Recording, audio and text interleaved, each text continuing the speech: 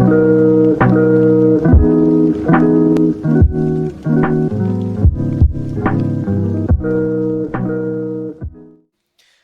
folks, and welcome back. Another episode of Casting Conflicts today. And of course, we are back towards the bottom of the leaderboard for this roundup. Last time we saw Beastly and Helios go back and forth, with Beastly picking up his first set win.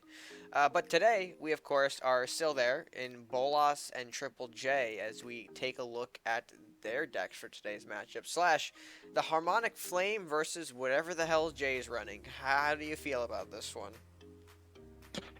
I'll be honest, I hate to say it, but Triple J's stall, I think, is almost a hard counter to what Bolas is running. Everything that he's running seems to be some kind of chip damage, which will eventually culminate towards some kind of win. But, I mean, Triple J is just running heals out the wazoo, and it's going to be so hard for Bolas to ever push against it. I am really, really excited to see this match, however, simply due to the fact that we're seeing two of our less known players. I mean, that doesn't mean they're bad players. It just means that they're not as well known as the others in our community. And it's very good to see some of these edge decks start to shine through a matchup. It's the funny thing with casting conflicts, right? Because we have so much talent, we have so many players who have the potential to take any game from anyone or any set from anyone. And you know, with these guys not able to pick up a set win so far, it just goes to show that the talent is wide, and unfortunately, they've been kind of overshadowed. But now I think is a great time for either man to step up, grab the opportunity, and secure their first win here today. So with that being said, Slash, game number one, you want to hop into it? Absolutely. All right, folks, and welcome back to the battlefield. Game number one underway. Not a great hand for Jay. We're gonna sub that all out into a. Oh, Oh, all right. that's a good comeback, though. That's a good curve right there, because you can go 1-3-3 with that coin. True, and the paladins can be a little nasty here, depending on how well they get played. We're gonna see a lumber exchange start things off here. Not too bad, not too bad. Jay's going to be probably a little upset with both Yenneroth sitting in hand, but I imagine now we can coin to Paladin if we want to for the turn 2. Yes, we are. Beautiful stuff here. Now, just seeing this opening, who do you give the advantage to? Because I know we were talking in the pregame earlier, but what exactly do you feel like is going to be the outcome now that we're seeing cards down on the field here, when we're seeing this nice of a start from Jay? I think it's going to be a question of if Bolas can pull out those power cards to end games. I mean, JJJ here is not really one of those. He's not a player where he needs to win so much as he just needs to not lose. He has so much stall potential. He has so much late game potential. Mm-hmm. At this point in the game, I think he's looking extremely good, especially with two paladins which can both heal here. I mean, he's hitting basically for free here. Yeah, one of them gets a little weaker, but then of course looks like Monk gonna come in and heal that damage right up, even though it is being so low. And the problem with Bolas' deck here, we're kind of seeing it. He's passing up a couple of key turns here in this early game, allowing this setup to just continuing to build up, which is very, very problematic here. Now we could probably see, do we see both units trade in, creating a stronger Monk, or do we leave that Grendel alone? I think I would leave it alone. I think I'd. Oh, it looks like we're going for it. I mean, having your own 5/7 isn't that bad of a thing. It's better to have a 5/7 than like a 6/6 here, simply due to the tradability. But Mm-hmm. I think you're losing a whole lot with your card advantage with having to trade 2 for 1. That is true. Now we see Lore Master, which is going to have to be the card for turn. We've got no other options in hand here. Monk going to push all the way forward back to this same spot here, allowing the Keeper to smack face if we want to generate some more units. Blue Fireball hitting the Tarius here. Beautiful. We have to imagine that might have been a top deck, hopefully. I don't know. I'm kind of questioning why he didn't use that earlier on the Paladins, but hey, using it against Tarius is always nice to see here. We are getting close to Mordox, though. All 3 in hand. Armory for turn. That's not bad. We can take out the Keeper this way without losing too much health on the Monk, giving Bolas that Banshee here. Now, this is where it gets interesting. 3 Mordox in hand, 2 Yenneroths, and so far, no Harmonic Flamestorm from Bolas. This gets interesting, Slash. I think it's going to be very, very scary here for JJJ if he plays a lot of units, and Bolas managed to survive with, say, something like a Nalakir to just build units up and then to simply go ahead and almost have this set board Hmm. where JJJ has all this value on the board that he can't get use out of. I don't think that's going to be the case, though. I think that Bolas here is going to have a much harder time defending than JJJ will have pushing.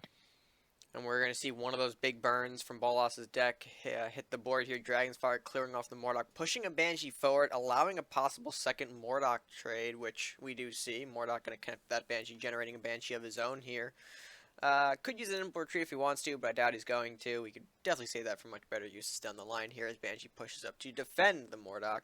And not a bad position for Jay moving into turn 10 here, as we do see the Grendel come down the board here once again. The Drain Life in deck, enough to kill the Mordok here, creating that big 8-9 Grendel using the Rider to take out the Banshee here, allowing the 8-9 to remain healthy, and sending it down for another push here. This is interesting.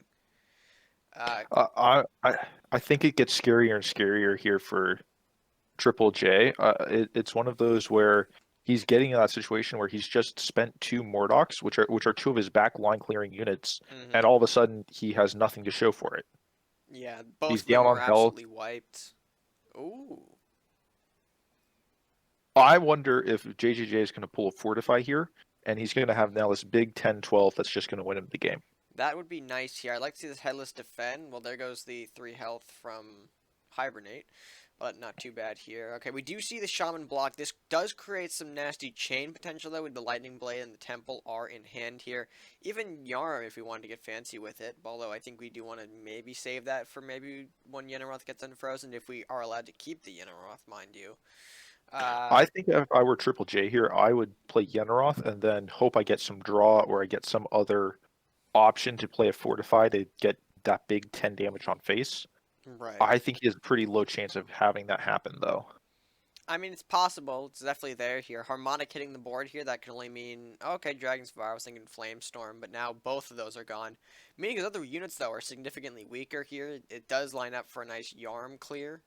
If we decide to take that approach here, we can connect into that horseman at the bottom if we want to here, but we're debating on Mordok, which is questionable. Yarheim is definitely the wrong play. I think Oh, Mordok's right. correct here Right. because Yarheim, you can't clear everything Oh, up right. and you're I'm still missing the trading no chain. matter what. For some reason, I just forgot that chain pushback scenario here. Yeah. Yeah. But all these movement cards, and he only has one unit in hand. I think this is actually looking pretty bad for Triple J. He needs to get some more units in hand. He needs to be able to get some board presence because he has a 6/4 here. But I mean, one blue fire clears it up, a Mordok clears it up, and it's not one of those situations that you want to be in. His late game, however, though, can start looking very good. That Oh. double Wraith pool is essential though for Triple J here. It blocks 3 more damage from face. I say that, and a fear comes in, but it's he once he stabilizes, I think he has some pretty good winning chances simply Yeah. due to that church in hand and simply being able to basically outlast his opponent. Well, there's some units that you were looking for. I mean, they're not the strongest, but I mean, Priest gives us, one more turn at the very least here. Lumberjack can pull in some draw. Combined with the Temple, could do some board clearing here if we wanted to. And with enough for Church as well. Actually, no. Never mind. My math is bad tonight. I don't know what I'm doing. What is he doing? Oh, well, there goes Church at the top. Okay, we're gonna play Lightning Blade here. This does clear off the Wraith and Shaman while establishing the Church, which isn't really bad now that I'm looking at it, but... I would have really liked to have seen that Wraith have received Lightning Blade just because he would have so much more health on it. You're going to have a big Wraith that can also receive heals, and it's just going to be much scarier to have a big high damage Wraith that can also kill stuff. We But have a second one in hand, referring to Lightning Blade, so I guess in his mind it's, waste one for the greater good, but, keep another in the back pocket. What's really scaring me, though, in Jay's hand is that Synchro Yarm combination. That could be, a game ender for Bolas if he's not careful about it. As Blue Fire connects to the Church here, he wants to get rid of that as soon as possible. He does put it in Flamestorm range, if you have it. I think that was the worst target hitting the Priest there, simply due to the fact that that Priest is already basically useless for I think JJJ. if I was Bolas, I would have done the Blue Fire Flamestorm first, then popping in the Horseman for a easier RNG hit. You know, leaving just Wraith and Castle as your two options in that scenario, if you I'm had it. surprised that he's allowing this trade between um Lumber and Head this Horseman. lumber. Yeah, Mm. that's very strange to me. I think Jay's I gonna be think greedy that with it though. I think he's gonna potentially set up a pillar here. Yeah, he's not going for the trade. He sets up the pillar, follows up probably with the monk to get the castle heal. Yep, and then just rush down here. I would. I guess the wraith could have gone maybe more aggressive, but okay. I think this is the right play here. It's one of those things where the synchro Yarheim is a game winner, Right. and there's not never going to be any healing on the board for Bolas, and that constant church ticking in the background is just going to keep JJ in a better and better position. And even if it like here's the worst case scenario is a Mordok, Mm-hmm. and even then I think that you're not even touching face. Vanishing strike Ooh, I as really like well. this. Going against the Yeah, monk here, returning that horseman to the hand, being able to use that, following up the rider, killing off the lumberjack, to and hits the uh, church. Oh, unfortunately, though, I do think that is game, though. And I think JJJ is going to pull it out here with this Synchro Lightning Blade. you think so? You think he sees it, or do you think he gets blinded by the arbiter that he just drew? He got blinded by the Arbiter. I mean, it's He's still going to see there. 7 damage, but Yeah, it's. I think the Arbiter's actually just as good if he plays, yeah, just back, and then because you always just have that synchronized strike just waiting in your hand. he's more flashing the synchro yarm as the combo, but eh. Well, I want to see. Okay, drain life hitting the board here. He's got a lot of castle burning on this castle. Can he do anything with that though, or is he gonna do other things? He needs to body block with that horseman and put it in front of castle to properly defend against the wraith, and I then don't think he knows about Synchro Strike. he might. You think he might have forgotten it? I think he's completely forgotten. He's not paying attention to that. I don't think he knows he has Yarm. I don't think he knows that Chain Lightning exists. I don't think he's worried about that right now. Well, he's gonna go for the Synchro Lightning Blade to end it off, just like you mentioned. He's hiding the yarn, which I think, in my opinion, is smart. If you didn't use it, and why expose that to your opponent here, especially with another game in the bag to play. But overall, a strong demonstration from Jay here. Despite all the burns we saw from Bolas, that castle healing did tremendous work, and I think really pulled through for Jay at the end of that match. As I lost Slash, we go to the post match. So let's go ahead and jump to that right now. And welcome back, folks. Game number 1 concluding. Jay picking up the game win here. And overall, quite an interesting back and forth between the two players. I mean, we saw early Paladins, which you thought, was going to be great for Jay. We saw a couple of board burns from Bolas here.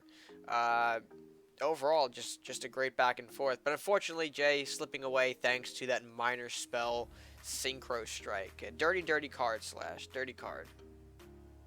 Yeah, we saw such a dominant opening from him, which always traded into a single Drendel, and this back and forth between Mordocs and between board clears for both players until Triple J was able to get that. In my opinion, the MVP out of this entire game was that church that just was silently healing in the background and constantly doing that work to keep him alive until Triple J was able to play the Arbiters and just that lethal combination at the end with that Synchro Strike they were talking about, which just allowed him to close it out very cleanly, very neatly. Exactly. And not much to say on that anymore. Just a really, really nice way to end it off for Jay. But moving into game number 2 here, we're going to see how Bolas responds as Jay has set point. Let's go ahead and jump to that match right now. Alright, folks, in game number 2 underway here, of course, Bolas running the red-green counterpick option here. Alright, not too bad. Excited to see what is in store for us here. As Jay already opening up with 2 Mordocs in hand. Fantastic. I think this red-green could be just either good stuff or it could be pure burn Oziek style. We do see this Elvish Thief pushing forward. He's going to get that big double treasure here, assuming, of course, that no, Bolas doesn't want him to get double treasure. Well, Bolas is the one getting the treasure here, but regardless, yes, we're getting the freezing pillar down, negating the Elvish Thief from getting more treasure value. Into the Talabos, though. No book trade for you, sir, as we block off that pillar from getting any sort of additional value. We'll see the monk come in, block face here, which is, of course, the right play. You do want to put him back there, just so that way the freezing pillar can freeze whatever comes in and hits face here. But Talabos slash, what are we thinking about Talabos right now? I think Talabos is a really underutilized card. It's like any other lifesteal. As soon as it gets above that 8 HP threshold, it's really, really scary and really deadly. That being said, I don't think that this Talabos is ever going to get to that point. I don't think this is the kind of deck to buff it up enough to get there. Mm-hmm. It does look like an extremely aggressive deck, however, though, which is something that I think JJJ will have a fairly difficult time having to play against, especially when we see a forward rat hovel. Yeah, that kind of puts a big exclamation point on. Okay, there's a reclaim. Although that's not going to do too much, honestly. I assume Bolas is going to have something to remove that threat. But yeah, the forward rat hovel is interesting. It means that Bolas is going to try and go for the kill here. Darkbender pushing up and away, which is concerning as we see Shaman. Okay, I guess maybe he didn't have enough attack on his unit. Goes with the Grotesque as well here. Do we see Kargrum turn 7? I'm honestly hoping we see Kargrum. I don't know about you, but I want to see Kargrum.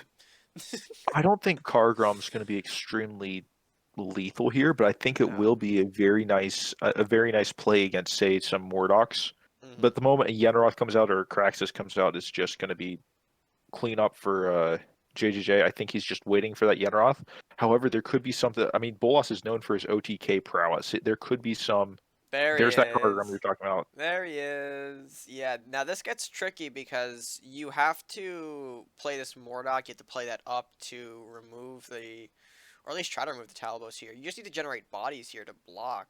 The Wraith is going to be That an extremely strong body to do so, but we're going to keep the Talabos alive, which is, the big concern here. It's just, Kargrum does so well at just really screwing up the board, in my opinion, with all this debuff that goes around. Oh, and the drain life. Oh boy. and it goes on the bender. Oh. I dislike killing off the Mordock. I think he should have killed off the cleric and gone along the bottom and it gotten that big 8 hit. Yeah. I mean, we know what's in Jay's hand. We know that aggro is key here, at least if we want to be the winning side. I mean, I guess in Bolas's mind, what's gonna really come out here? I mean, Yenoroth can hit the board here to freestall, but even then, it doesn't kill the Kargrum without at least the Wraith going in first. And at that point, we're still leaving that 5/7 Darkbender. We're leaving the 2/4 Talabos, which gets buffed up. That still doesn't even kill the Kargrum. Oh yeah, because of the fear, right? I guess we kill off the Talabos, which is fine, but we are in a weird position. I think this is a winning position for Triple J with us, especially if he has the chance to play a second Yenoroth next turn, and then he has that Lightning Blade lurking. He doesn't even have to play a second Yenoroth. He can just push forward. He can play his Lightning Blades. He can be a happy little camper and just continue pushing. And it's really quite the position where this lifesteal slash whatever this deck is right now with it's not seeming to pull the right answers to anything that's coming out. I mean, I think it did, but I do think we both agree that there might have been a misplay on Bolas's end going for the Mordock instead of the Cleric to allow the Kargrum to do that huge chunk to put Jay on a very damaging position, only giving him a few turns before the lethal starts to possibly kick in here. We do see the second Yenoroth coming out, making an appearance, which is fine. Jay just wants to maybe go give himself another turn here to see what he could pull out of the deck. This does allow Bolas, though, some more potential setup, which, I mean, knowing him and seeing the resources in hand, we can only imagine what's going to hit the board now. Second Darkbender, okay, not too bad. Anything else? I think last turn he should have hit his Yenoroth into the Mordock and then frozen the board. Simply due to the fact that you're chaining the other 4 units, you're giving yourself great potential for doing later damage. You could have pushed that second Yenoroth and hit the Darkbender for free, and you're just putting yourself in a winning position there. And I think this board positioning is really going Unfavorable. to hurt him in the long run. Yeah, I don't think he really has a true answer to clean up that Darkbender easily. It's gonna be a sacrifice. That's the idea behind it. And even now, we're seeing a whole lightning blade getting pushed in here, and sure, it creates that 6-10 Yenneroth, but we're leaving the Mordok to do some fun shenanigans here. We're leaving the Kargrim to maybe help clear away that Yenneroth here. There are answers here that Bolas can now have the window for. Dragon's Fire. Oh, okay. We're getting rid of the Tarius, I guess, like that. The Fat Bard coming in as well. We don't really have enough to clear. Well, I guess we do because we hit no. Oh, It oh, works you out with me lucky in bum. red. Oh, well, yeah, that wasn't the play I was thinking of, but I guess this, with a little bit of spicy luck, gets the job done regardless. I think that this is now a position where Oh, if Bolas it's has a burn or a buff, it's over. That it's paladin, just yeah.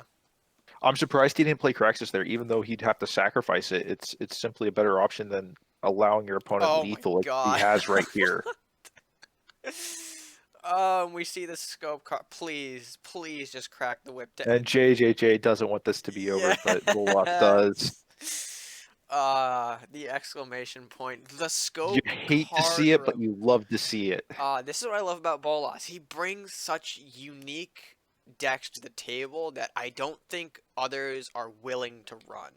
You know? Absolutely incredible. Regardless, folks, let's go ahead, take a look at the post-match here, and see how game number 2 went down. Alright, in game number 2, folks, coming to a conclusion here, and a very, very interesting deck choice coming out from Bolas here. Slash, did you expect to see Kargrim tonight at all? Yes, no, maybe? I'll be honest, I didn't expect to see Kargrim for a very long time, though I'm very happy to see him again, especially coming from a player like Bolas.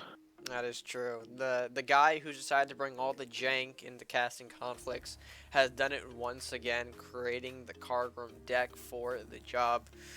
Honestly, man, this just went so right for Bolas. I mean, we saw what Jay did, and it just did not work. That's simply how I'm going to put it here.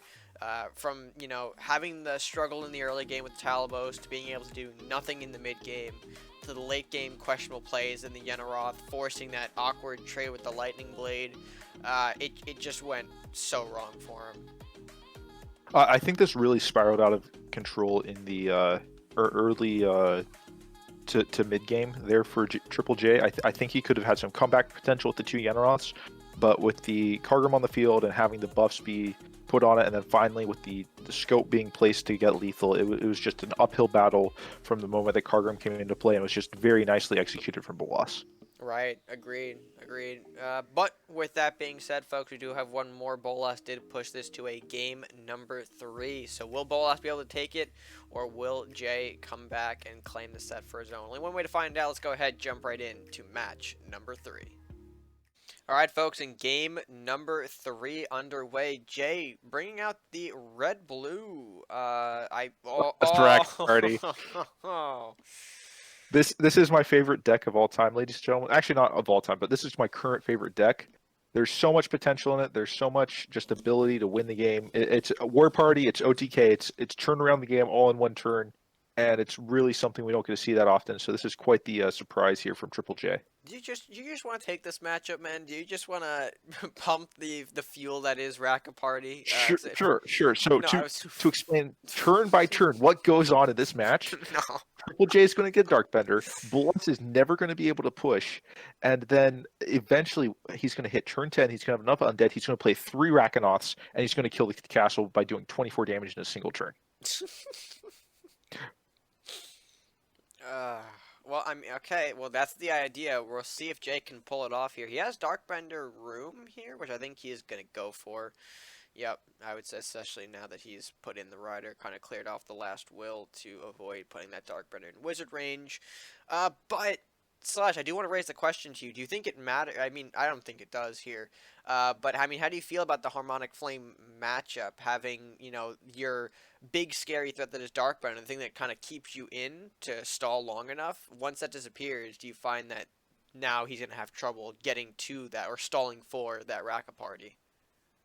I think it's going to be one of those where you don't need anything on the board really, as with a War Party deck to win. It's a win from hand.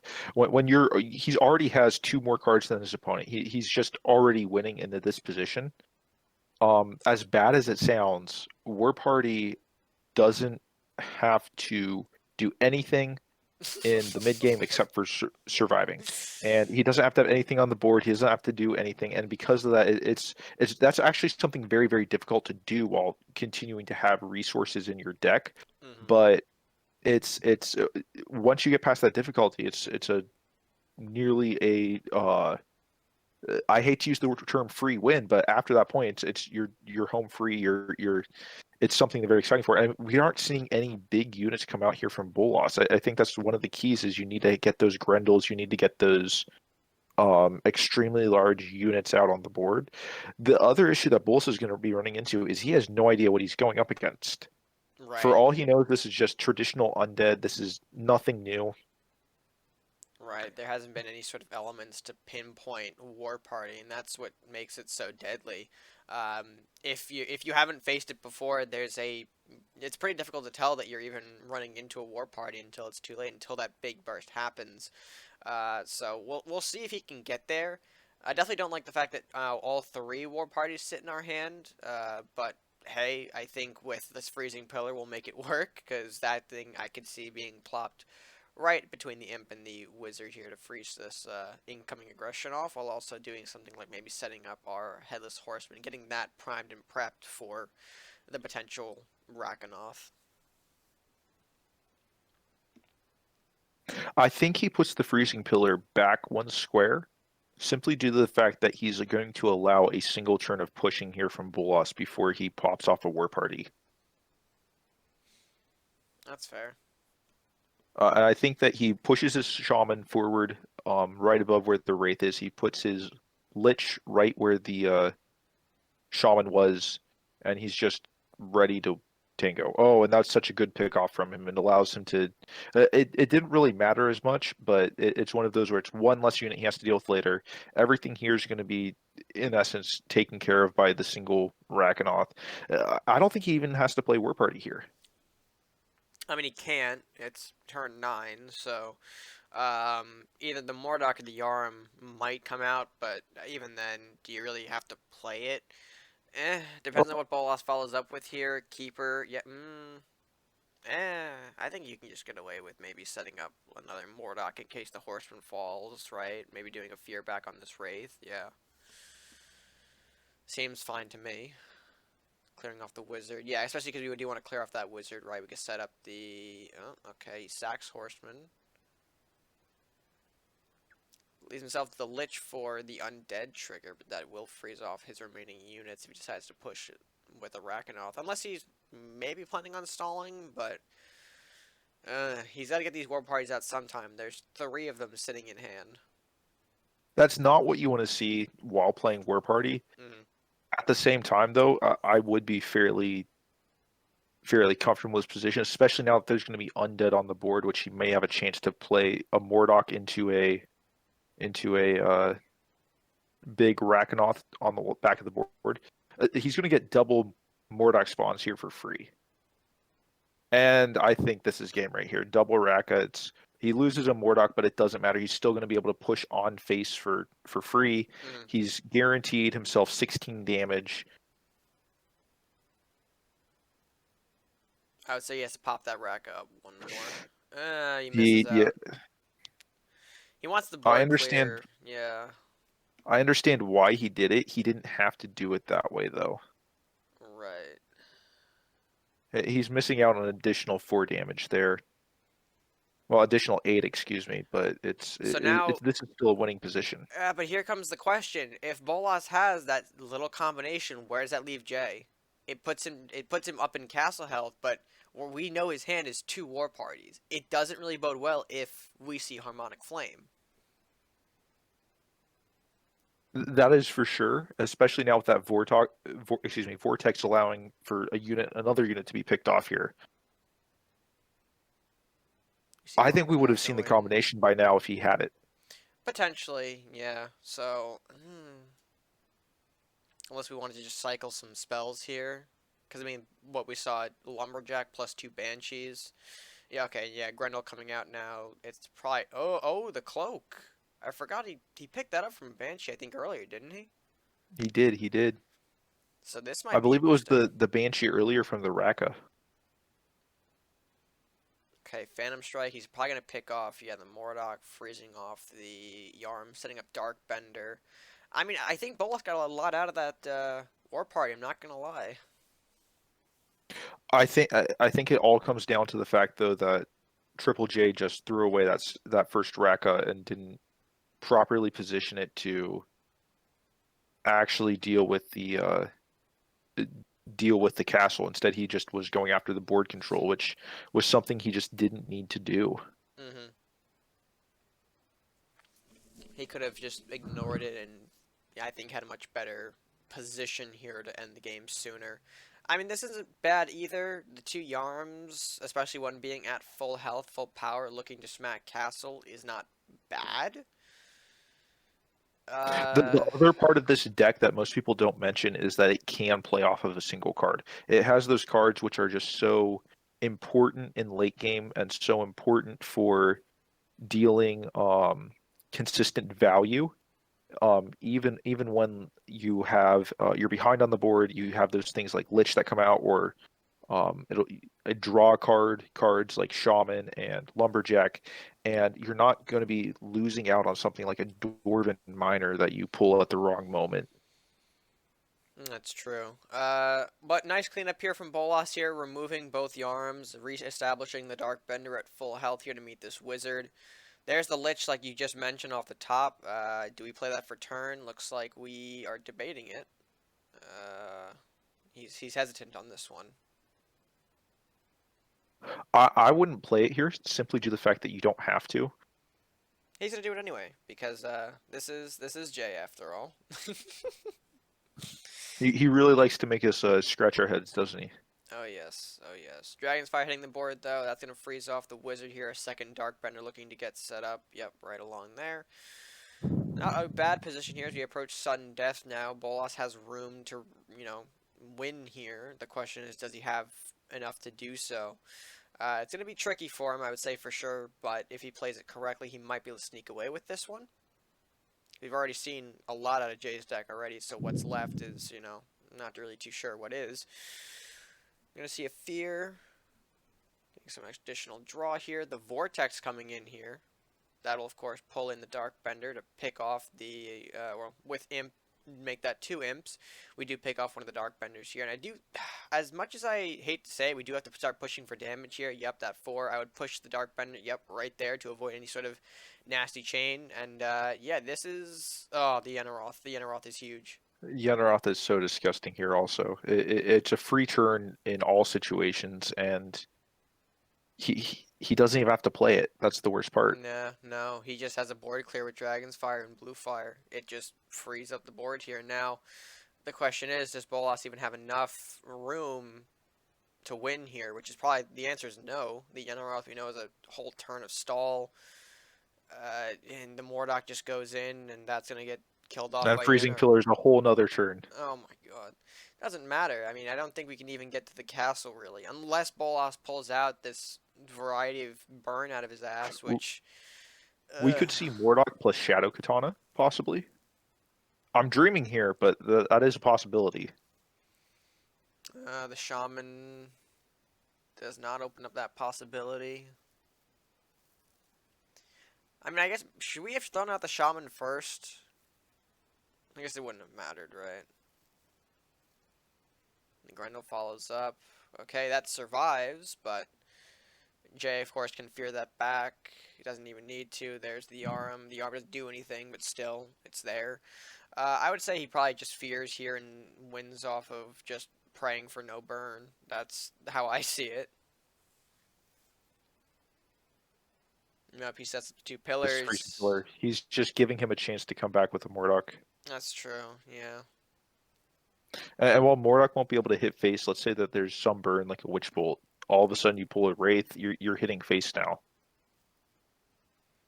And Bolas doesn't have it. He pops the Flame Storm to show that he's got that, ending his own castle, giving Jay the set win. Oh boy, what a matchup. What a interesting set that was, to say the least here. I mean, so many things happened, so many interesting plays were made. But let's go ahead and take you guys to the post-match game number 3 to show you how this set closed out. All right, folks, and welcome back. Game number 3 coming to a close here, and Jay walking away with the victory here. I will admit I'm a little bummed out because, of course, War Party hitting his board, hitting his deck. You guys know I have a history with War Party, and it's not the best of ones. I will say that, but I got to be professional. Talk about how he did, play the game fairly well. He played out the War Party game. He stalled properly. He made the big push when it counted, and ultimately it put Bolas in a position where he couldn't really respond all too well. And even, the Rakanoth play, the double Rakanoth, sure, while it was impactful, he did miss that 4 damage. That shouldn't have been too bad, right, Slash? I think he was, fine doing it, but it could have ended the game sooner, potentially, if he just took that additional 4. I think that really it's not just an additional 4, it's an additional 8. And with that additional 8, he would have been able to bring his wizard in and have that final threat, which would force any non-cleaned up units, which at that point I believe would have only been a single Banshee to the top, would have been forced to either trade with the wizard or find some way to trade with the wizard. And I think that at that point in the match that Bola simply wouldn't have had that ability. But either way, Triple J, we saw his top decks coming in after the War Party, which really managed to bring him through. The fact that he had a single Yenneroth show up, in many ways, even without the Dragon's Fire burn play, he still had a winning game at that point with just a single Yenneroth. Yeah, it really goes to show that this deck can be a little dirty like that, bringing in the top decks even after the War Party gets used. Once you establish that War Party, once you have that happen, sometimes if you can push past that, whatever they throw at you, which Bolas' deck can do with the Harmonic Flamestorm, if you can push past it, you do have a good chance of winning. But, his top deck's way too strong, way too valuable, and it was able to give him the set win. So, with that being said, Slash, we have the players to talk to. Of course, the game interviews. Now, we have to get to that. You ready to see how these guys are feeling? For sure. I'm glad to see Bolas coming out with at least one win out of this and wasn't just a clean stomp. And I'm happy for JJJ, but I'm also wishing that my guy Bolas could have shown a little bit of jank power. I'm absolutely ready to hear from them. All right, let's go ahead and get to that right now. All right, folks, and welcome back. After that set and after the post game, we come back to the players. How you guys doing after that nice set here? Well, I guess we'll start with Jay.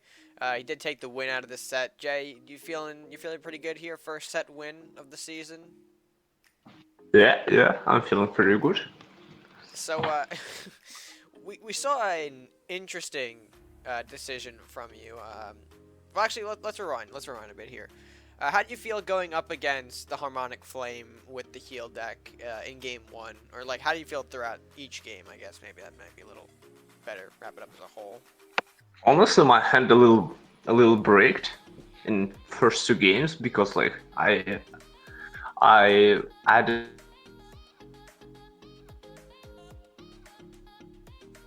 He's been taken. Funny.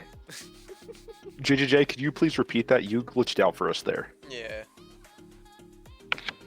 So I added more early cost drops, 3 drops. Right. And I removed some high cost cards, and those I still braked in first 2 games, which wasn't fun, but in the first game I managed to get out of the win, in the second I didn't. But whatever.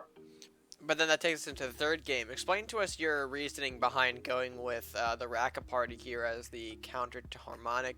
Whether you thought it was maybe just the fun deck to showcase, whether you thought it would actually do well in that type of matchup here. What's the reasoning? If there's only one madman to bring Raka, it's me. I'll bring Raka. I see. If there's 2 madmen, I'm one of those madmen. Yeah, no, Slash, go ahead. To be frank, JJJ, I think you saying that statement means we will see more Raka. Yes, I probably will be picking it as my counter pick constantly. Right. But jeez. Are you happy to hear that, Red? No.